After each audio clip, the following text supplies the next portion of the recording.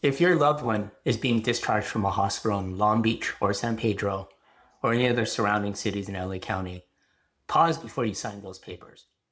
One rush discharge decision can lead to a fall, medication error, or ER visit within days again. And this checklist that I'm going to provide, or this framework today, hopefully can save your family from a second hospitalization. Hospital discharges in Long Beach, San Pedro, and in LA County, happen fast, really.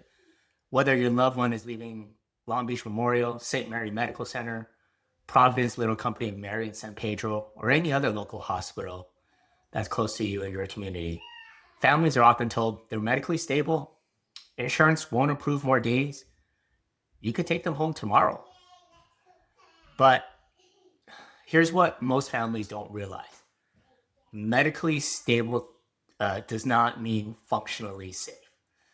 Today, as I mentioned, I'm walking through a clear hospital discharge checklist specifically for families so you know what to ask and what support to put in place before your loved one goes home. So, your first question should always be, why exactly is my loved one being discharged today or so immediately? In most local hospitals, discharge means vitals are stable, there's no immediate medical emergency, insurance criteria has been met. It does not automatically mean your loved one can walk safely, they can shower or toilet independently, they won't fall once they're home. So ask the care team at the hospital what has improved, what is still weak or impaired, what risk exists once they return home. So that's the first step, is asking those right questions. Number two is really getting understanding of the mobility and safety assessment. In busy hospitals, in major hospitals such as in Long Beach Memorial, physical and occupational therapy evaluations can be brief. I mean, they're overburdened, right? The healthcare system's overburdened. So you really need clarity on, can they walk safely? Yes or no? Do they need hands-on assistance? Are they steady in the bathroom? Do they require a walker or a wheelchair? And if the answer is they're okay with assistance from the care team, your follow-up question is, who is providing that assistance at home, whether it's a family member or a caregiver, whoever it may be. And, you know, just thinking about that, right? Who's going to support your loved one once they're in the home. Step three is just reviewing medications. This is a major readmission risk. Medication confusion is one of the top reasons seniors return to ERs after discharge. And it's confusing, right? So there's a lot of medications. So before leaving the hospital, I always suggest request a printed medication list, confirm which meds are stopped, confirm new prescriptions, ask about side effects of medications like dizziness or confusion, which medications may increase fall risk, new blood pressure meds, pain medications, or sleep aids often require supervision, especially during the first week at home. So that's something to consider. Step four is understanding safety in the home.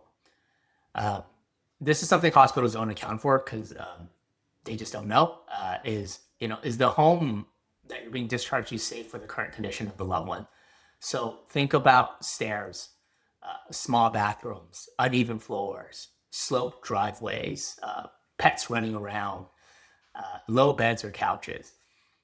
Many falls happen within the first 48, 72 hours after discharge, right when families are transitioning and feel unprepared. So short-term home care can, of course, prevent that second fall.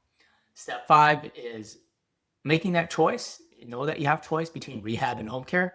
I know families are often told it's rehab or nothing potentially, and that's not true. And when I mean rehab, meaning like a skilled nursing facility, rehab may be appropriate, of course, if it's a surgery or a fracture, daily therapy is required, mobility is severely limited, so there's high acuity essentially. But home care can also be a better option if the patient is medically stable, they need some helping, like help with walking, bathing, toileting. They're overwhelmed by rehab environment. Maybe that emotionally that's too much, or the family ultimately prefers recovery at home. And so for many seniors, of course, they prefer going home, right? If they could get that right amount of therapy in the home that's appropriate based on their medical condition, of course. Um, so the next step is really asking about readmission risk. So ask the hospital team, what will put them back in the hospital? And of course, common answers will include falls, missed medications, dehydration, not drinking enough water, infections, delirium or confusion.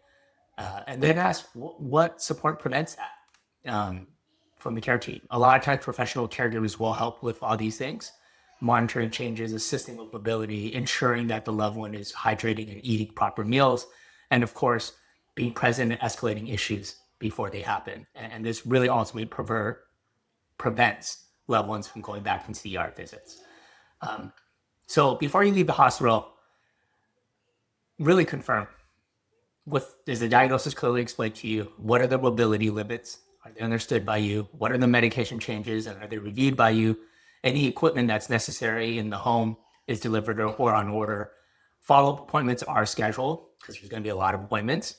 And lastly, someone is available to help in the home, whether it's a family member or a caregiver. And if something's unclear, pause the discharge and ask the right questions. Hospital discharge is not the end of recovery. It's what I find most vulnerable moment. So for families, the right support the first few days can prevent, as I mentioned before, falls, ER visits again, readmissions back into the hospital, and even potentially family caregiver burnout. So if your loved one is being discharged from a local hospital and you're unsure what comes next, I always ask professionals, ask the care team at the hospital, people familiar with rehab or in-home care. So really, ultimately, your family isn't left guessing.